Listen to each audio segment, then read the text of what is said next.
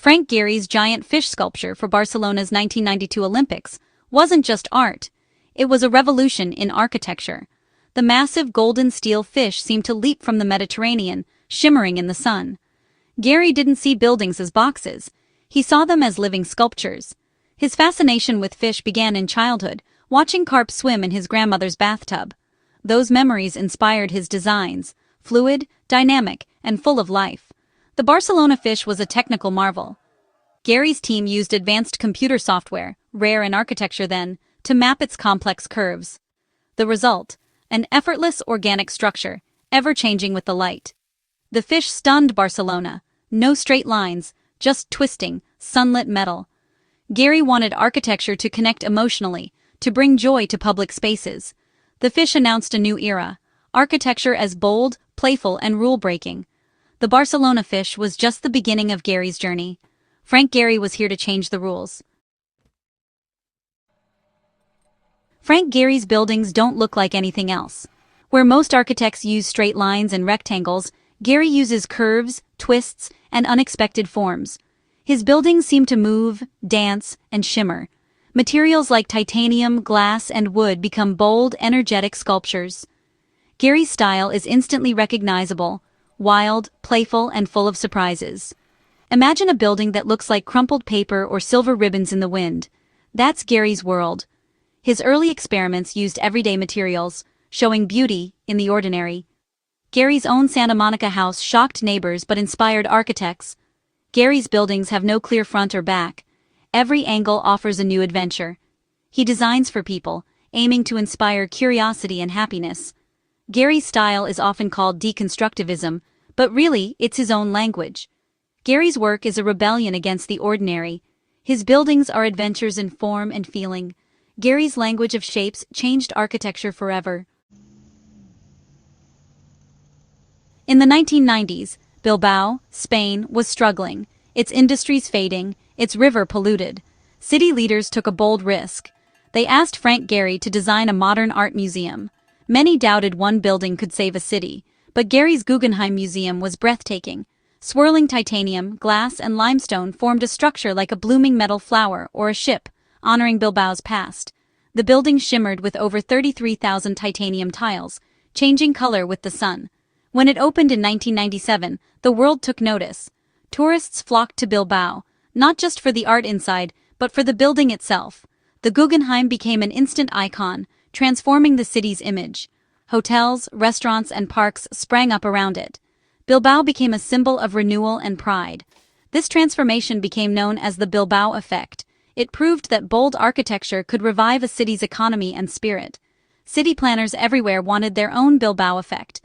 The museum showed that investing in culture and design could bring real benefits. Gehry's building was more than a museum.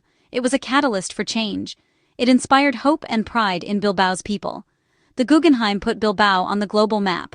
It was a powerful demonstration of architecture's potential. Gehry's vision turned a struggling city into a vibrant destination. The Bilbao effect became a model for cities worldwide. One building changed everything. The Guggenheim Bilbao is a masterclass in how architecture can drive economic change. Before the museum, Bilbao's economy was fading. City leaders saw culture as a new product and the museum as an investment. The gamble paid off. Millions of tourists arrived, spending money and creating jobs.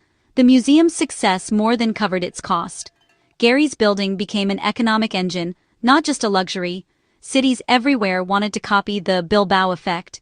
They hired star architects to create iconic museums and landmarks. Public buildings became tools for growth and branding. But the Bilbao effect isn't magic. It worked because Bilbao also invested in parks, transit, and public spaces. The museum was the spark, but the city's larger plan made the change last. Some cities built flashy buildings that failed, forgetting the bigger picture. Gehry's masterpiece showed that bold architecture, combined with smart planning, can transform a city. The lesson: great design can be profitable, but it needs vision and strategy. The Guggenheim was more than a building. It was a turning point. It proved that architecture can be a force for economic renewal. Gehry's work inspired a global movement in city-making. The Bilbao effect changed how cities think about culture and growth. Architecture became an engine for the future. Before Bilbao, Gehry won the chance to design the Walt Disney Concert Hall in Los Angeles. Funded by Lillian Disney, it was meant to be a home for music and a gift to the city. Gehry's design was revolutionary, soaring, curving stainless steel forms like a ship's sails. The project stalled for years due to funding and design disputes. But after Bilbao's success, donors revived it, and construction finally began. When it opened in 2003, the hall was a triumph. The exterior's metallic curves reflected sun and sky, constantly changing. Inside, Gehry worked with acoustics experts to create world-class sound. Warm wood and intimate seating made music come alive. Musicians and critics called it one of the best concert halls anywhere. The building became a beloved Los Angeles landmark. Gehry's design united art, music, and architecture. The hall is a symphony in steel, a space that serves both beauty and purpose. Gehry proved that architecture can elevate the experience of music. The Walt Disney Concert Hall is a masterpiece of form and function. For decades, modern architecture meant less is more. Simple glass and steel boxes. By the 1970s, cities were filled with identical towers, and many found them dull. Frank Gehry wanted more. More expression, more emotion, more art. He led a movement to break the box, challenging the old rules. Gehry's buildings twisted, collided, and reassembled the box into something new. Critics called his work chaotic or impractical, but Gehry didn't care.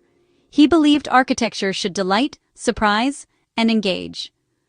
Gehry saw the city as a canvas for public joy. He proved that buildings could be both art and functional spaces. The Walt Disney Concert Hall and Guggenheim Bilbao are both beautiful and practical. Gehry's rebellion wasn't just about breaking things, it was about building something better. He made architecture joyful again. Gehry's work invited people to feel, not just see. He showed that you don't have to choose between function and form. His cause, to make architecture a source of wonder. Gehry's legacy is a more expressive, human cityscape. He turned rebellion into a new standard. Frank Gehry's fame created a new kind of celebrity, the starchitect. Before Gehry, architects were rarely household names. His dramatic buildings and bold personality made him a global brand. Media loved his work. Magazines and TV showcased his wild designs. Cities competed to hire him, knowing his name brought prestige. A Gehry building became a status symbol, like owning a Picasso. The starchitect phenomenon changed architecture, making it more global and focused on iconic landmarks. Gehry's success inspired a wave of famous architects designing signature buildings worldwide. But critics worried that fame overshadowed community needs. Some argued that showy buildings didn't always serve the public good. Still, Gehry defined the role. He made architecture a topic of popular conversation. His face and name became as recognizable as his buildings. Gehry's rise changed the business of architecture forever. He proved that architects could be stars, and that their work could shape cities and culture. Gehry was the first true global starchitect. How does Gehry build such wild shapes? It starts with hands-on creativity. Gehry's studio builds hundreds of physical models, crumpled paper, wood blocks, exploring ideas by hand. Once a form is right, they digitize it with 3D scanners. Advanced software, adapted from aerospace engineering, maps every curve. This technology, called CADIA, lets them design the steel skeleton and skin with precision. The process blends artistic freedom with engineering accuracy. Every unique piece is mapped for construction. Gehry pioneered this method, making the impossible possible. His approach influenced architects worldwide. Computers didn't make design boring. They enabled more expressive forms. Gehry's studio became a laboratory for the future of architecture. He bridged the gap between the artist's hand and digital power. This process is one of his greatest contributions. Frank Gehry changed what we think a building can be. He broke the rules, making architecture full of movement, emotion, and art. Gehry's buildings inspire joy and wonder. They're landmarks that define cities. The Bilbao effect proved that bold vision can transform a place. Gehry's legacy is written on skylines worldwide. He revolutionized the design process, blending handmade models with digital tools. Gehry showed that technology can serve creativity, not stifle it. His work connects architecture with emotion, art, and people. Not everyone loves his style, but no one can ignore its impact. Gehry made buildings a source of excitement and public imagination. He gave architects permission to dream again. In a world of sameness, Gehry's buildings celebrate originality and risk. He made the wild beauty of the human spirit part of our cities.